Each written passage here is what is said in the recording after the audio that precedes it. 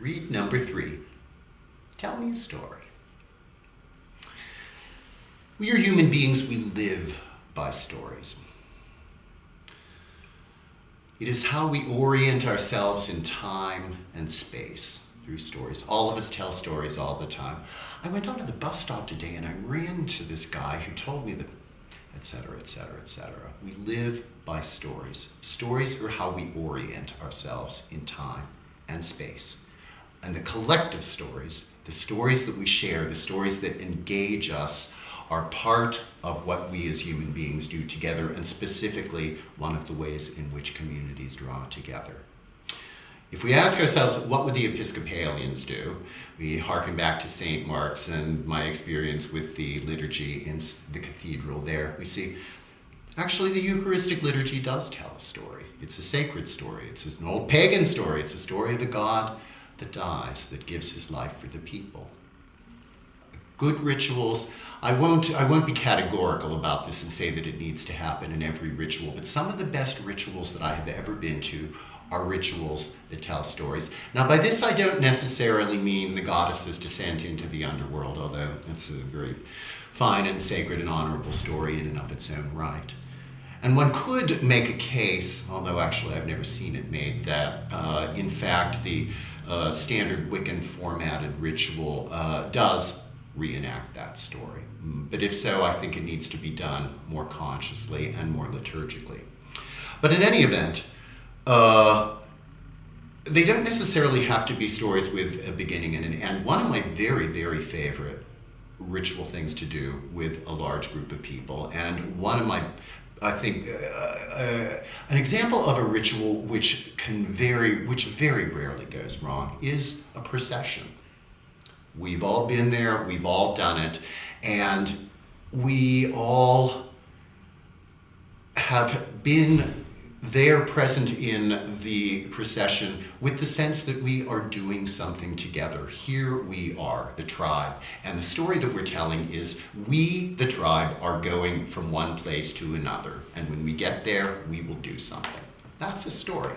That's a story that everybody understands. We don't need to be told this story. It doesn't need to be explained to us. Ritual that needs to be explained is failed ritual, in my opinion. And if you need to explain, there are ways to do that, which I'll talk about later. Stay tuned. Let's see. The stories, we live by story. Stories are a strictly human phenomenon, because stories require the witch fire. They require third thinking. They require the ability, the other animals, so far as we know, live without language and without a past or a future. The other animals live in the eternal present. We human beings, because we have our third thoughts, because we not only know, like the other animals know, but we know that we know. Not only that, but we can think about the ways in which we know that we know. So we know that we know that we know, which is what I mean by third thinking. We know that we have a past, and we know that we have a future. That future, of course, ultimately is death, and so, that's part of what gives us our savor and our character as a species. But our most potent collective experiences are when we understand that we are sharing in this story together. Last year at the Pagan Spirit Gathering, my dear friends Chris Moore and Bruno Soderberg and I put together a rite of the God pole. Having been to, I couldn't tell you how many boring, stuck in your head, preachy, limp dick men's rituals, the three of us finally said, we want something with some juice in it for a change. So that's what we put together. My friend Chris carved, God, he's a talented guy, carved an 8-foot wooden phallic menhir, the God pole, which the men, the drums drummed and the men got together, and together we carried the god pole in procession. We took it out to a little sandbar island in the middle of the creek, raised the god pole, lots of jokes about that, of course, as there should have been. The drums began to beat.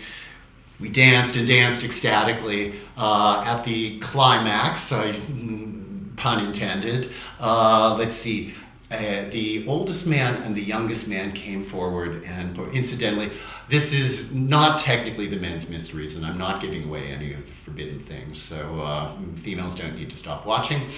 And at the moment of climax, the oldest man and the youngest man came forward together and poured 2 pitchers of milk, which then sheeted down over the god pole. It was immensely beautiful. The story that we're telling here is what lies at the heart of the men's mysteries, in my opinion. There seem to be 2 major schools here. Men are what they do for a living, and men are what they are biologically. Our sisters, especially our lesbian sisters who pioneered the revival of the women's mysteries movement in modern times, were, I think, deeply, profoundly correct when they understood that at heart the women's mysteries are the red mysteries. They're the mysteries of the menstrual cycle. This is something that every woman understands in every cell of her body. The cycle that the men's mysteries are the white mysteries.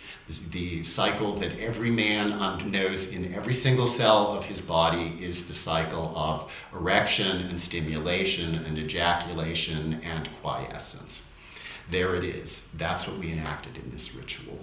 Moreover, the men here, the god pole, then became a men's shrine for the remainder of the festival. And one of the things, and people came and left offerings. Of course, if you build a shrine, the people will come. Let me tell you, we are thirsting for shrines. And the rite of the god pole gave rise to many very, very interesting discussions about the nature of shrines and how to integrate them into modern pagan society. But the thing that most amazed me, and I'll come back to this later as well, is that once that pole was in place, that it created an immediate conversation with the entire rest of the landscape.